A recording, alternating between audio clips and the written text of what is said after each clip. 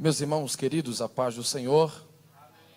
Paz do Senhor, irmãos. Amém. Glória a Deus. Peço a você que, por favor, abra a sua Bíblia no livro de Atos dos Apóstolos. Nós vamos ler apenas um versículo que se encontra no capítulo 1 e também o versículo 1. Atos, capítulo 1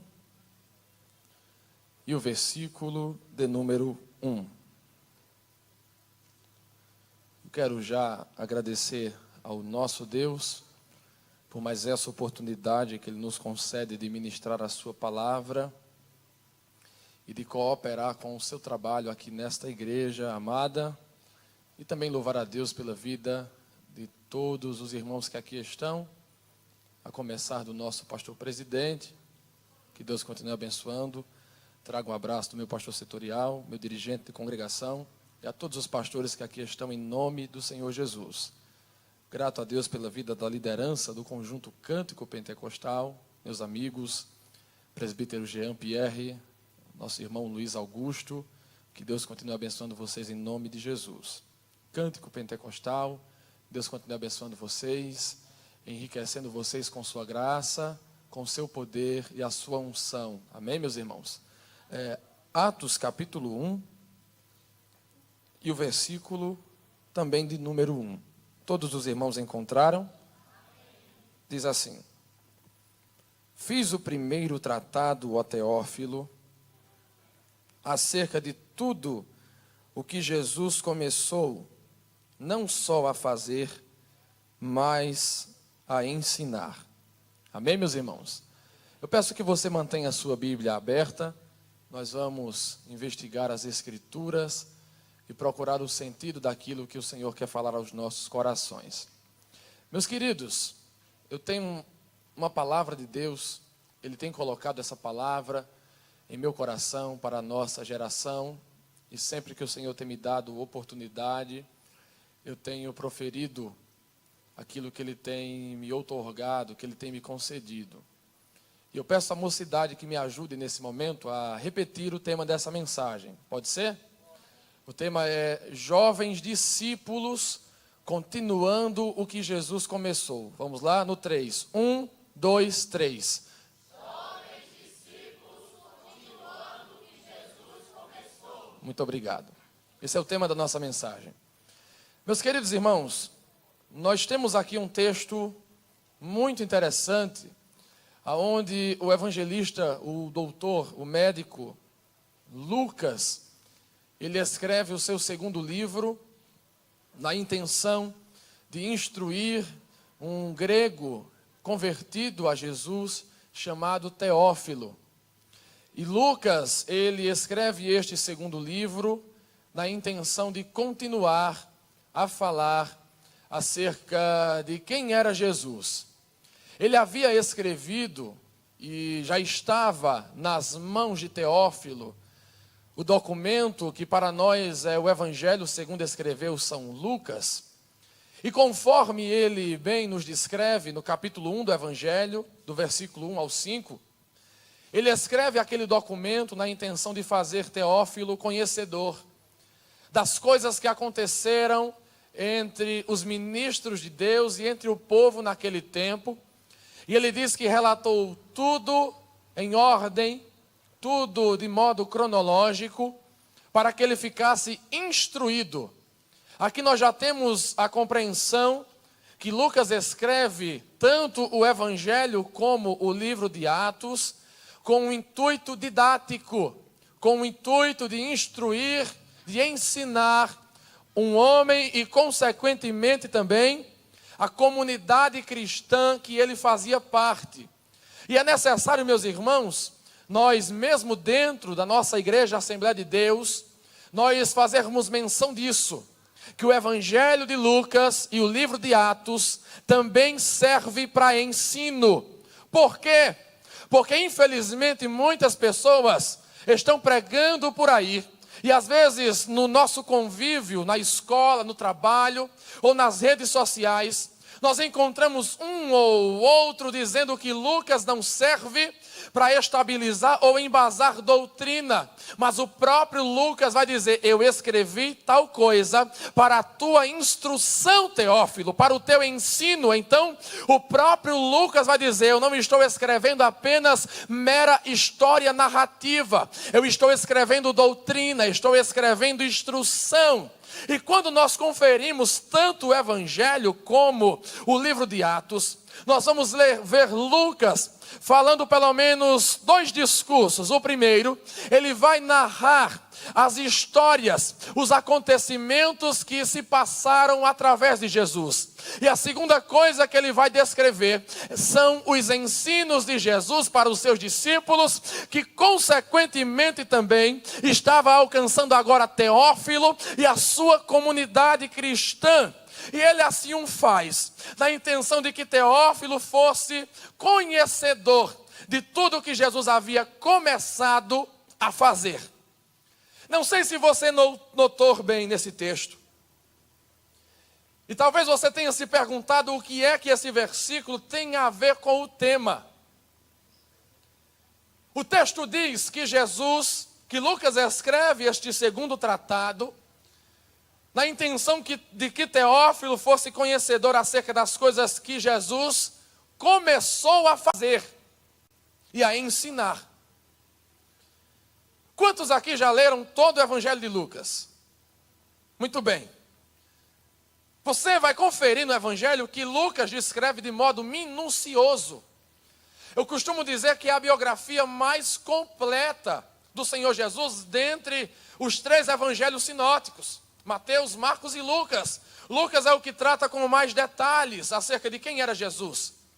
Ele vai nos trazer detalhes da sua infância que os outros evangelistas não trazem. Ele vai narrar milagres que os outros evangelistas não vão narrar. Então Lucas traz o relato biográfico mais completo. Mas quando ele vai escrever para Teófilo no livro de Atos, ele vai dizer que ele não escreveu tudo. Ele vai dizer que escreveu apenas as coisas que Jesus começou a fazer. Mas veja bem, ele narra toda a vida de Jesus, e narrando toda a sua vida, ele diz assim: isso que eu narrei é apenas o começo. Mas por que Lucas vai dizer que tudo que ele narrou é apenas o começo? E é aqui que eu inicio a minha mensagem nessa noite. É aqui que o tema vai se encaixar. Lucas escreve o livro de Atos dos Apóstolos para mostrar a Teófilo aquilo que Jesus estava continuando a fazer. Mas agora ele não está continuando a fazer em pessoa, em carne, mas ele faz agora. E eu vou para meu Pai, mas eu vou enviar outro Consolador, alguém da mesma essência que eu, alguém do mesmo gênero que eu, alguém que tem as mesmas características que eu vou, mas ele virá até vós. E ele disse em João 14:12, olha só, aqueles que creem em mim farão as mesmas obras que eu faço, e farão até mesmo maiores. Por quê? Porque eu vou para meu Pai. E subentendo o seguinte: eu vou, o Espírito vem, e vocês farão maiores obras por causa do Espírito que habitará em vós. Lucas estava dizendo: olha, Teófilo, eu vou narrar para você agora aquilo que Jesus continuou a fazer agora, através do seu Espírito, por intermédio da sua igreja. Eu quero que você compreenda algo nessa noite. Jesus habita na igreja através do Espírito Santo. E nós somos o quê? O que é que a Bíblia fala ao nosso respeito, jovens, igreja amada? Que a igreja é o corpo de Cristo. Paulo vai dizer em Efésios 5:30, vós sois o corpo de Cristo e seus membros em particular. Logo, se somos o corpo de Cristo, somos os seus representantes, e nós estamos dando continuidade ao que ele começou. Aonde o pé pisa, aonde a mão alcança, aonde os olhos enxergam. Que é isso? É a distinção que há e a dissociação que há entre vida cristã e vida secular. Eu quero que você entenda, para o discípulo de Jesus, não existe duas vidas a viver. Não existe vida cristã e vida secular. Existe uma só vida, que ele vive conforme sua identidade de filho de Deus. Ele é filho de Deus na igreja, mas é filho de Deus na universidade. Ele é filho de Deus na igreja, mas é filho de Deus no trabalho. Ele é filho de Deus na igreja, mas é filho de Deus no seu quarto. Aonde o discípulo de Cristo está, ali o próprio Cristo está com ele, pois este é membro do seu corpo.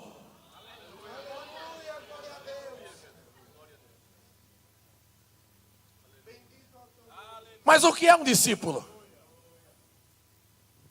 Discipulado. A igreja dando continuidade ao que Jesus começou.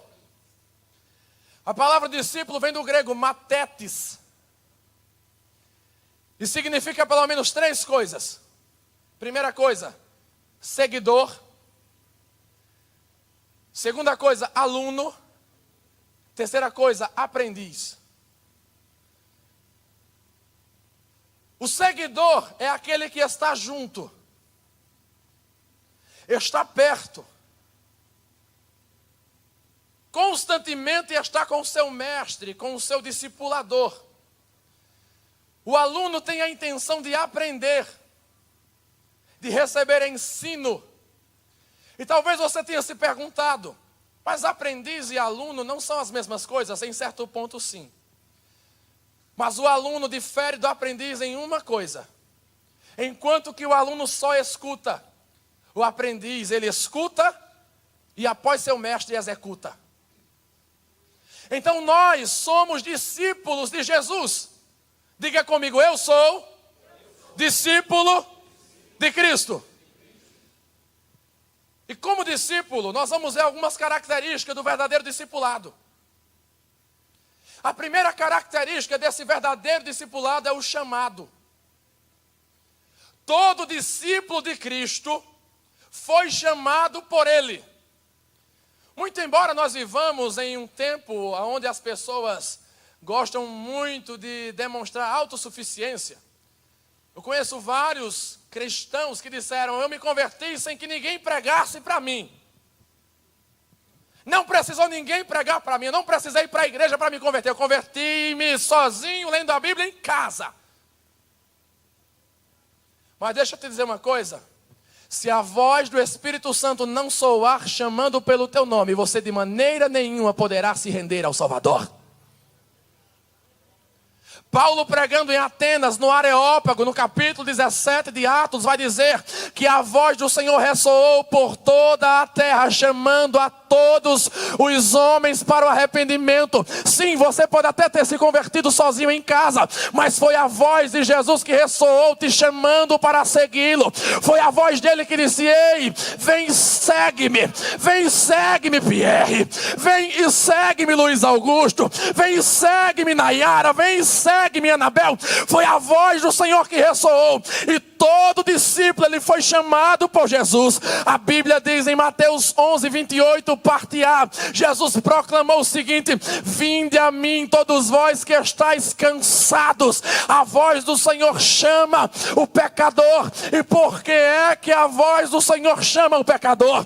Porque ele está perdido em delitos e pecados. Sozinho ele não pode se salvar, nem muito menos compreender qual é o caminho da salvação. A Bíblia diz que os pecadores são cego guiando o outro cego. Então é necessário que a voz do Senhor Jesus ecoe e ressoe aos nossos ouvidos e corações, para que venhamos entender sua mensagem salvífica e segui-lo e seguir os seus passos. O chamado para o discipulado nada mais é do que o chamado salvífico. O chamado para o discipulado é a porta de entrada para o reino de Deus.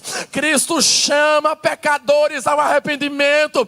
Ele restaura a comunhão dos pecadores com o Criador, porque Ele tem o ministério da reconciliação. 2 Coríntios 5, 18 e 19 diz que Ele nos reconciliou consigo mesmo e com Deus, e concedeu à sua igreja, concedeu aos seus discípulos este mesmo ministério de reconciliação. Lucas 9, 23, Jesus disse: quem quiser vir após mim, negue-se a si mesmo, tome todos os dias a sua cruz e siga-me. O chamado para o discipulado é um chamado para a morte. Normalmente nós lemos o texto bíblico com a lente do século 21, do ano 2018. E na nossa consciência, as histórias bíblicas já se passaram, obviamente. Mas nós devemos compreender que à medida que o narrador, o escritor está descrevendo algo, nós precisamos nos colocar no tempo em que ele descreveu. Por que eu estou dizendo isso? Porque quando lemos Lucas 9, 23, nós entendemos o conceito de cruz, de seguir a Cristo, porque Cristo já morreu. A mensagem da salvação já nos foi entregue e compreendemos que Ele já morreu. Mas quando Jesus profere esse discurso aos seus discípulos, Ele ainda não havia morrido, nem ainda demonstrado a necessidade de sua morte aos seus discípulos. Quando Ele disse: quem quiser vir após mim, negue-se a si mesmo e tome sua cruz, eles nem ao menos imaginavam talvez que Jesus padeceria a morte no madeiro. Então para eles foi uma grande surpresa. Eles entenderam muito bem: o chamado para o discipulado é o chamado para a morte, é o chamado para a aniquilação do eu. E isso Paulo vai explicar muito bem em Gálatas 2:20. Agora não vivo mais eu, porque já estou crucificado com Cristo. O discípulo foi chamado para morrer, o discípulo foi chamado para entregar a sua vida. E só quem é discípulo aqui, eu quero que você levante sua mão e glorifique ao teu discipulador Jesus de Nazaré. Glória. O discípulo é chamado. E a segunda característica do discipulado é a vida com Cristo. Você passou a seguir Jesus. Você não meramente levantou sua mão para abraçar uma nova religião. Você não levantou sua mão para somente mudar de ideologia. Você se entregou a Jesus para viver uma vida com Ele. Aleluia. Meus irmãos, a virtude do Espírito já está sendo liberada sobre nós. Glória a Deus. Aleluia. Glória ao Senhor. A vida com Cristo, ela pode ser dividida em pelo menos 3 aspectos. O primeiro está em Mateus 11, 29. Depois do convite, Jesus disse: vinde a mim todos vós que estáis cansados e oprimidos, e eu vos aliviarei. Tomai sobre vós o meu jugo e aprendei de mim.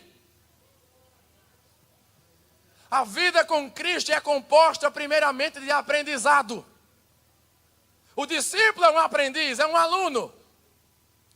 E é necessário que o discípulo, ele se prostre assentado aos pés do seu mestre, para dele receber instrução.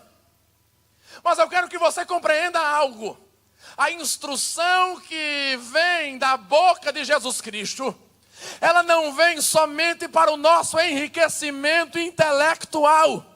Eu quero que vocês entendam algo. No dia que houve aqui uma capacitação com professores de adolescentes e crianças, eu estava ali fora no stand conversando com uma irmã de uma igreja histórica da cidade de Bahia. E ela me pergunta, você trabalha com adolescentes? Eu disse, sim, trabalho. Eu quero o seu contato. Porque os seminaristas e os seminários que eu conheço hoje não estão mais instruindo os seus alunos a ajudar a obra. Estão formando teólogos somente para debater e para viver dentro de gabinete. Eles não estão ajudando mais. Eu quero que você compreenda uma coisa nessa noite. Deus te chamou para aprender dele, mas o aprendizado de Jesus, ele não é apenas para o enriquecimento filosófico, para o enriquecimento teológico, é para que você atinja pessoas, você seja transformado e a tua transformação transforme também a outras pessoas.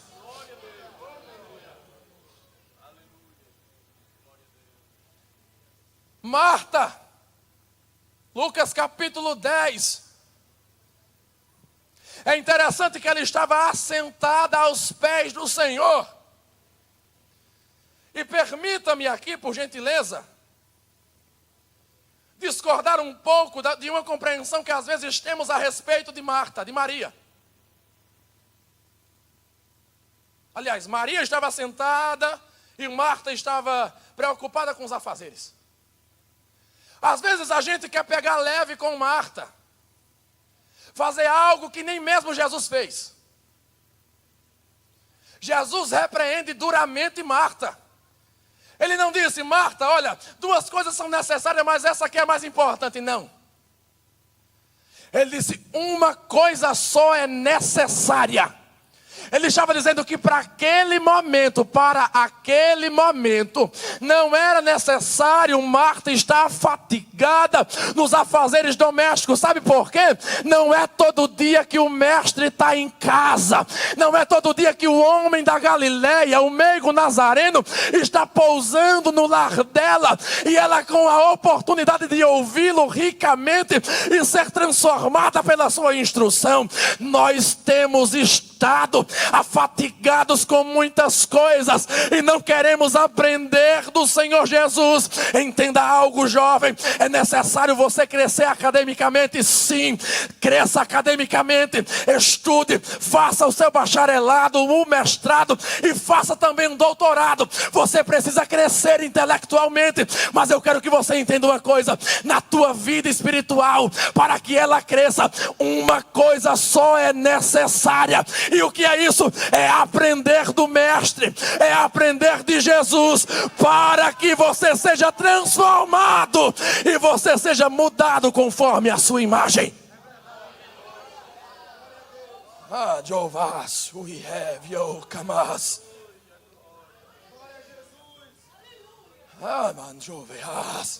Segunda característica da vida com Cristo, relacionamento. Marcos 3:13 vai dizer que Jesus subiu ao monte, chamou para si os que ele quis. Mas chamou para quê? Abra a sua Bíblia para você conferir. Marcos 3:13. Chamou para si os que ele quis. E a ordem com a qual Marcos escreveu é importantíssima, porque nos mostra uma ordem de prioridades a ser seguida. Chamou para si os que ele quis, para que os enviasse a pregar. É assim que está escrito, quem está com o texto aberto? É? Não. Para que estivessem com ele. E os mandasse a pregar e a ter poder sobre as... Primeiro tem que se relacionar com Jesus.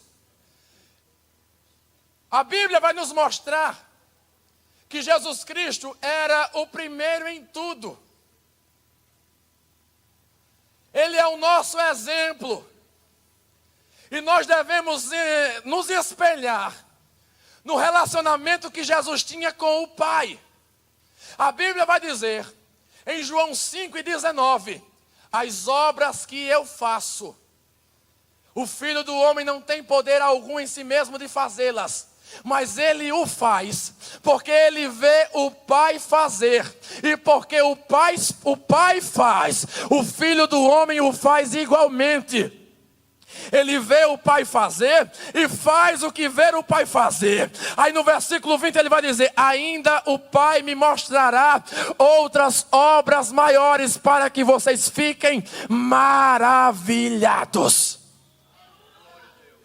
Jesus, no seu relacionamento com o Pai, a Bíblia nos diz que ele mesmo sendo em forma de Deus, não teve por usurpação o ser igual a Deus, mas tomou a forma de servo e foi obediente até a morte e morte de cruz. Ele se submeteu à obediência do Pai. Ele obedeceu ao Pai em tudo e lhe foi submisso. E ele nutriu com o Pai um modelo de relacionamento perfeito. A Bíblia diz que todas as coisas que ele fazia conforme a direção do Pai.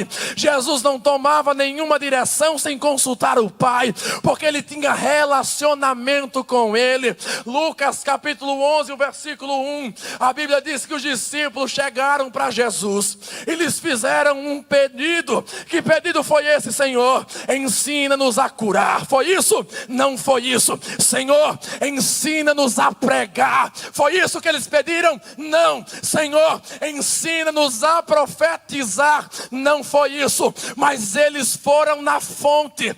Compreendam uma coisa: se nós não tivermos um perfeito relacionamento com Jesus, não adianta profetizar, não adianta falar em outras línguas, não adianta curar os enfermos. Sabe por quê? Porque vai chegar um dia, conforme diz Mateus capítulo 7, que muitos vão diante de Deus dizendo: Senhor, fizemos milagres em teu nome, curamos enfermos, expulsamos demônio. E sabe o que é que Jesus vai dizer? Eu nunca vos conheci, eu não tive relacionamento com vocês.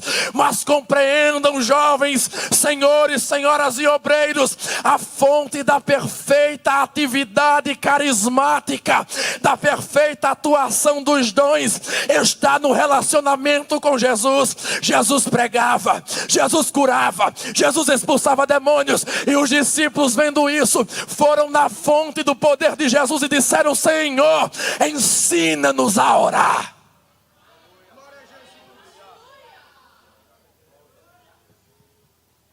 Um jovem inteligente, ao ver um homem de sucesso, não vai querer meramente as riquezas desse homem, vai querer saber a fonte da sua riqueza, sim ou não?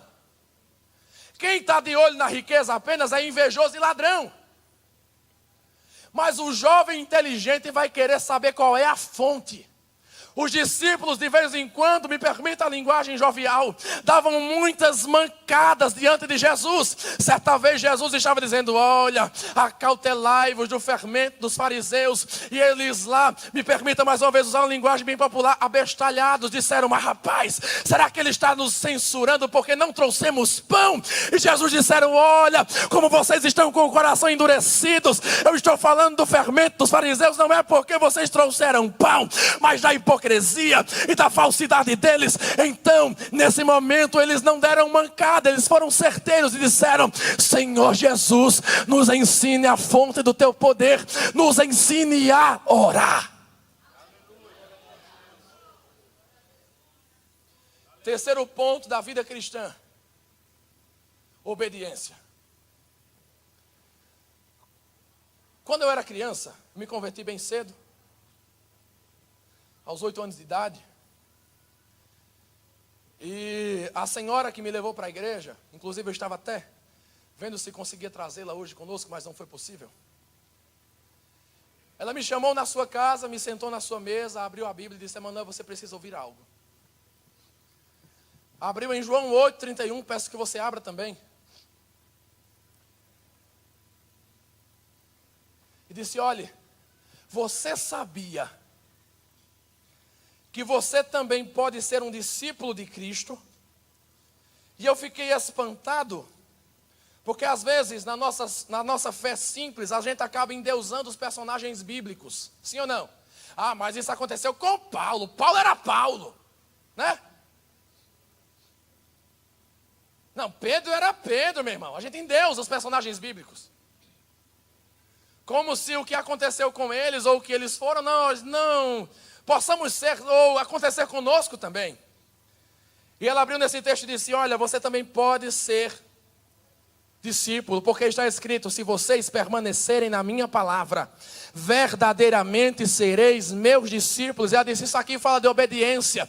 Permanência é obediência. Então, se você obedecer a Cristo, você também é um discípulo dele. E eu digo-vos nessa noite: vocês são discípulos de Cristo. E para ser discípulo, primeiro é ser chamado. Segundo, precisa nutrir uma vida com Cristo, uma vida de intimidade. Como é possível isso? Através do aprendizado, através de um relacionamento e através da obediência aos seus mandamentos.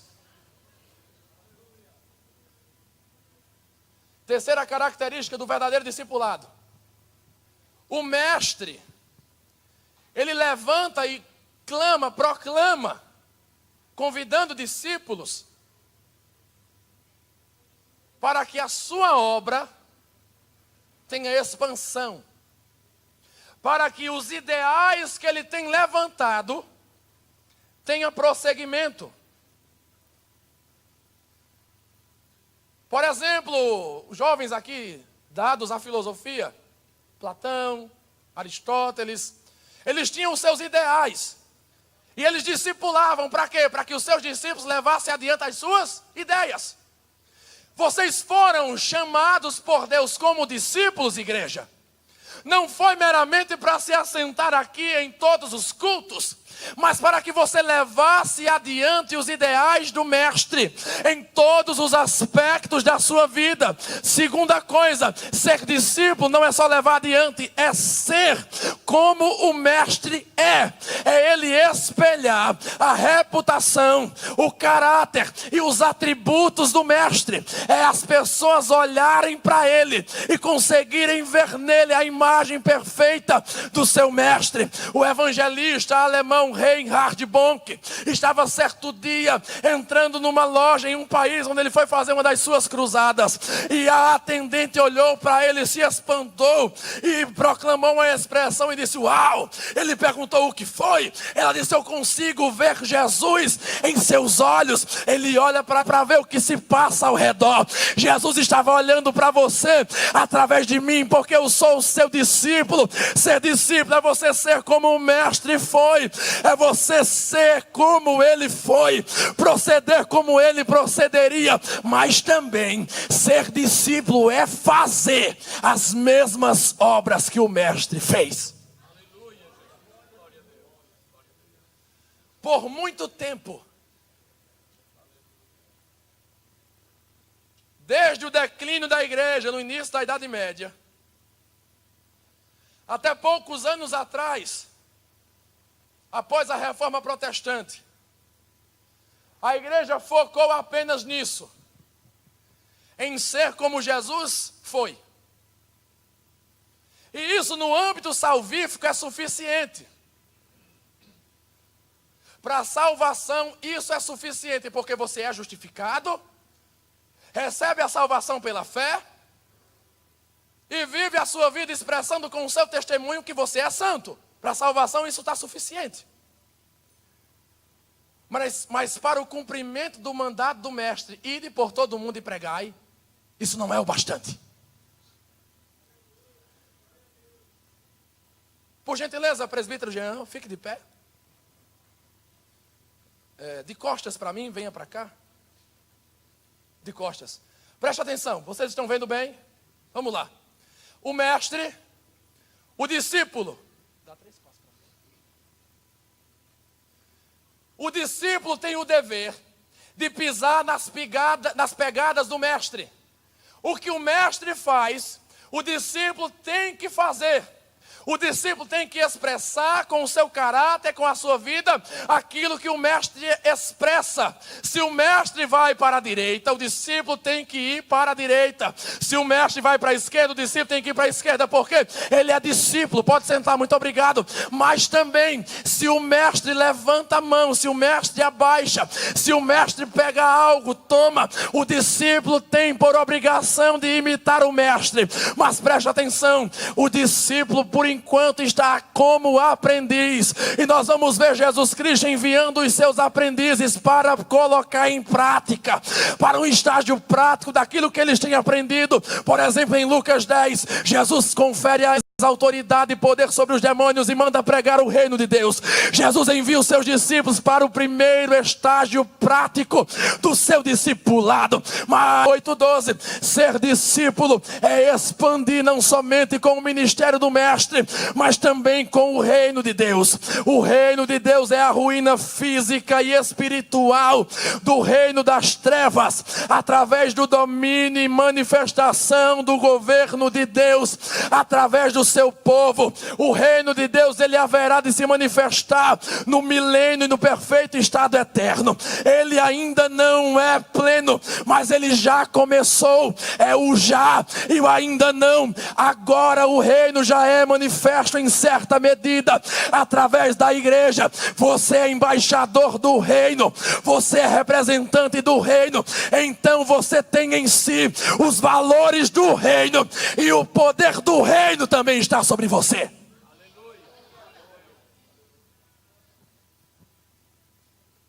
É dever do discípulo dar expansão à obra do mestre, expandindo para si o reino, para Deus o reino. E em último lugar, o discípulo chega um momento em que ele precisa ser enviado, em que ele precisa ser emancipado, em que ele precisa ter independência do seu mestre. Mas quando eu falo independência, não estou dizendo que ele vai viver agora dissociado, diferente ou indiferente aos valores do mestre. O mestre sai de cena, queridos. Jesus Cristo disse: olha, eu vou para meu Pai, eu vou sair de cena. Agora vocês, quem serão os discipuladores na história? Vocês devem fazer discípulos. Isso está escrito em Mateus capítulo 28, versículo 19. E de fazer discípulos de todas as nações. Vocês devem discipular agora. E agora os discípulos do mestre estão fazendo outros discípulos, que por sua vez fazem outros discípulos até chegar até nós. Todos somos discípulos. E o mestre, ele tem uma intenção com esta mensagem, com essa mensagem que ele tem colocado na minha boca. A primeira intenção que ele tem é nos mostrar que somos seus discípulos. E aquilo que esse discipulado se refere na nossa vida. Mas também o Senhor coloca essa mensagem na minha boca para demonstrar que nós precisamos agir conforme o mestre agiu. Nós precisamos dar prosseguimento ao que ele começou. E eu quero que você compreenda algo. Você talvez vai dizer: Emanuel, é uma dura coisa para nós isso que você está nos dizendo. Dar prosseguimento ao que Jesus começou. Afinal, Jesus era Jesus. A ele você pode idolatrar, viu? Você não pode idolatrar os outros personagens, mas a Jesus pode. Você pode dizer: mas Jesus era Jesus. Jesus era o Filho de Deus, o Deus encarnado. Mas deixa eu lhes dizer uma coisa: quando Jesus opera os seus sinais, as suas maravilhas, ele não o faz como Deus, ele o faz como homem. Como Deus, por exemplo, ele conhece todas as coisas. Os discípulos reconhecem isso. Em João 16:30, bem sabemos que tu sabes todas as coisas, presbítero Everton Emanuel. Mas Jesus Cristo também operou outros sinais. Jesus Cristo operou sinais e maravilhas, mas fez isso como homem. Está escrito em João 3, Nicodemos olha para Jesus e diz: olha, Senhor, se Deus não for com o homem, ninguém pode fazer os sinais que tu estás fazendo. Meus irmãos, a Bíblia também diz em Atos 10:38, como Deus ungiu a Jesus de Nazaré com o Espírito Santo e com virtude, o qual andou por toda parte, fazendo bem e curando a todos os oprimidos do diabo, porque Deus era com ele. Deus ungiu Jesus. Jesus precisou ser ungido para curar. Jesus precisou ser ungido para pregar. E eu quero que você entenda algo: a mesma unção que estava sobre ele está também sobre você, está também sobre essa igreja. E eu quero encerrar minha participação dizendo que aquilo que Jesus Cristo fez, você pode fazer por causa da unção do Espírito Santo.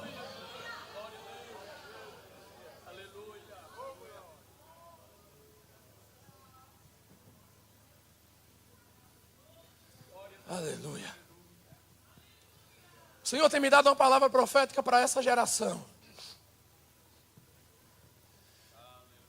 Pare de ouvir esses pregadores terroristas que vivem dizendo por aí que essa é a pior geração que o mundo já viu.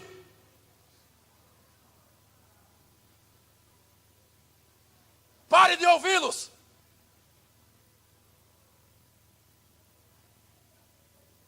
Eu tenho escutado e visto notícias de toda parte do país, desde o sul ao centro-oeste, até mesmo na nossa Paraíba, que Deus está levantando dentre os jovens, jovens radicais mesmo, contra o pecado, jovens radicais na obra de Deus, que querem entregar a sua vida, e eu quero crer que este movimento de Deus está chegando, aliás, já chegou aqui, porque não é vão o trabalho que vocês estão fazendo todas as manhãs de domingo, na Feira da Prata, mas eu quero que vocês compreendam algo, Deus tem muito mais a fazer através de vocês. Ele tem muitos paralíticos reservados para vocês levantarem.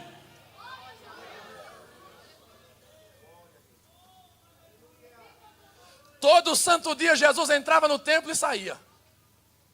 No dia que ele limpou o templo, diz a Bíblia que ele curou vários coxos, cegos e surdos. Mas em Atos 3, ainda restava um paralítico lá.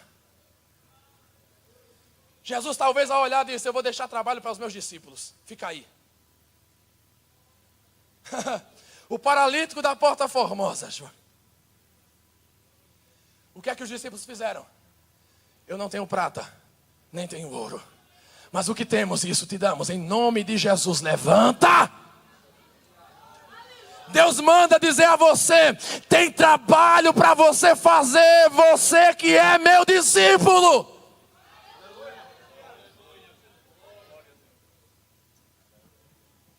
Deus está operando sinais, prodígios, maravilhas, curas de todo tipo e por toda parte estão acontecendo.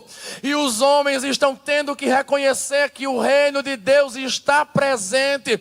Almas estão se convertendo a Jesus Cristo, porque o reino está sendo proclamado.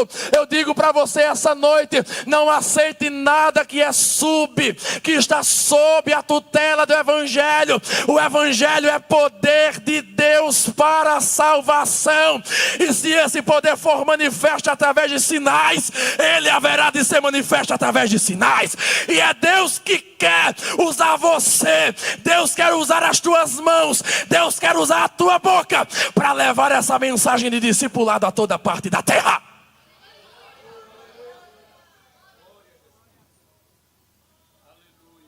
É você que Deus quer usar. Luiz Augusto, não sei se você se recorda daquelas nossas orações há 10, 12 anos atrás. Nós orávamos para sermos usados por Deus. Jejuávamos, nos consagrávamos. E eu digo a vocês algo.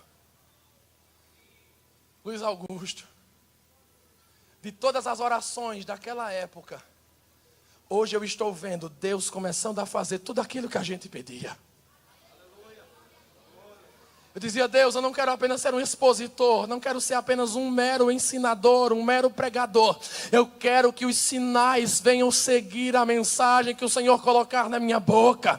Eu quero ver batismos com o Espírito Santo. Eu quero ver aleijados andando, cegos enxergando, surdos ouvindo, almas se entregando e o teu nome sendo conhecido.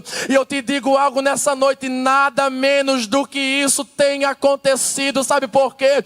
Porque Deus atende quando alguém quer trabalhar na sua obra, porque a seara é grande e poucos são os ceifeiros, e todo aquele que é chamado e se candidata na seara, o mestre admite para o seu trabalho. E só quem crê nesta palavra, eu peço que você se coloque de pé nessa noite.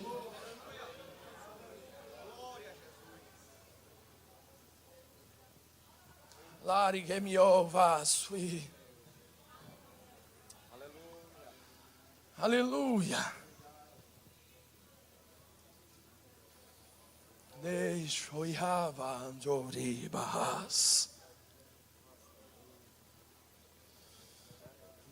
Vios alveamias tiqueaço. Aleluia.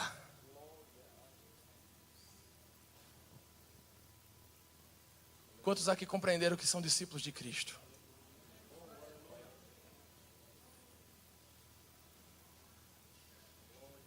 Eu quero te dizer que os céus estão abertos sobre nós. E sabe por que sinais acontecem? Porque o mestre não envia os seus filhos, seus discípulos, sem antes ser capacitados pelo seu Espírito. Há uma capacitação específica do Espírito Santo para ser derramada sobre a tua vida. O mestre quer te capacitar. O mestre quer te encher do Espírito Santo. Feche os seus olhos. Abra o seu coração. O Espírito Santo já está aqui, já está pairando sobre nós. O Espírito já está se movendo.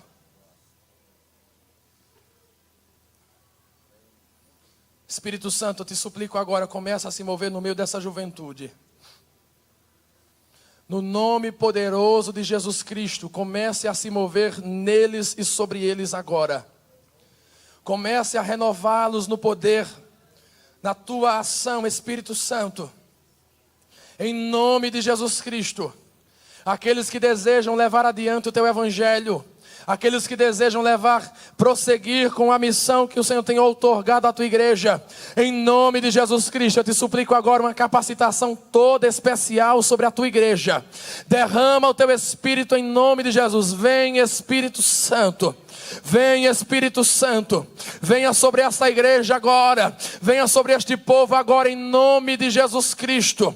Vem, Espírito Santo, vem em nome de Jesus, enche o teu povo, enche o teu povo, enche o teu povo, derrama a tua virtude, derrama o teu poder, derrama a tua unção. Vem, Espírito Santo, vem, vem, vem, vem, vem, vem, em nome de Jesus, vem.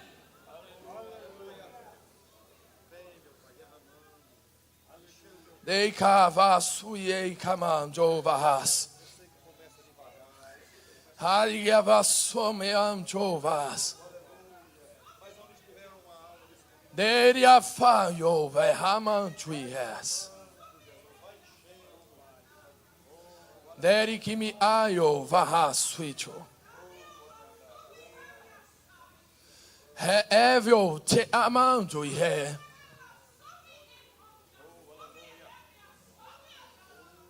Vasui kavas.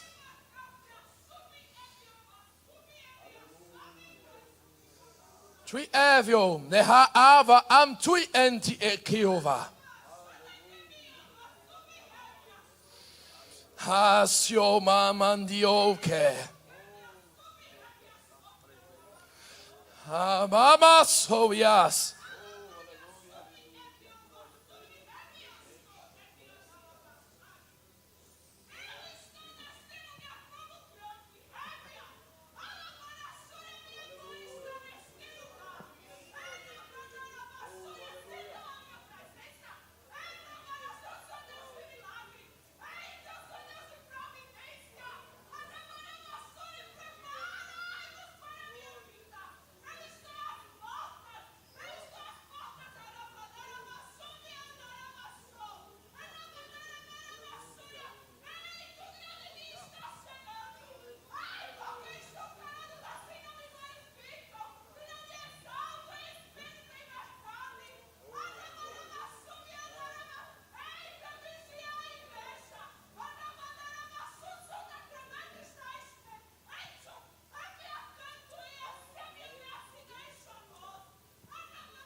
Dei casuyema nahasui jovas. Se você pode exaltar, exalte. Quem exalta, recebe. Quem exalta, recebe. Vem, Espírito Santo, sobre o teu povo. Receba em nome de Jesus essa virtude. Receba esse poder agora. Receba esse poder agora. Você que não é batizado, comece a falar em outras línguas agora. O Espírito Santo desce sobre ti. Vem, vem, vem, poder de Deus. Mais fogo sobre o teu povo, Senhor. Mais fogo, mais a tua presença. Em nome de Jesus, enche o teu povo. Enche o teu povo. Alabaria faio suie kevio sui kevio. Nabaia faio sui endi kai. Nekamava soke anjorai. Iriabakaman chui kevia. Dariofa arabafa sui ke. Decaiofa. Ei, sui. Este é o meu tempo. Este é o meu tempo. Esta é a geração. Este é o povo da minha vinda. Alabaria vai assim, andaia camancho. Aio famancho ie. Aleluia. Glorificado é o teu nome, Jesus. Te agradecemos pela vida do teu povo. Em nome de Jesus. De pé ainda, só os que estão enfermos, levante a mão, por favor. Só quem está enfermo. Muito bem. Dentre os enfermos que levantaram a mão, eu quero que levante agora só os que sofrem com problemas de coluna. Muito bem. Espírito Santo, te suplico agora, unja as mãos dos teus filhos. Em nome de Jesus Cristo. Você que sofre com problema de coluna, se puder, coloque sua mão na sua coluna em um lugar aproximado. Só os irmãos que sofrem com caroços. Caroços eu incluo cistos, miomas, até mesmo câncer ou algum outro caroço, uma hérnia. Só quem sofre dessas coisas, levante a mão, por favor. Algum irmão? Isso. Levante sua mão. Não há. Algum outro tipo de enfermidade, levante sua mão. Levante a mão, por favor. Os enfermos, muito bem. Espírito Santo, toque agora os teus filhos com a tua unção para a cura. Coloque sua mão na enfermidade. Espírito Santo, toque-os em nome de Jesus. Toque agora toda enfermidade. Flua com a tua unção para a cura agora. No nome de Jesus. Flua com a tua unção para curar. Eu dou ordem a toda hérnia de disco. Se desfaça agora, no nome de Jesus.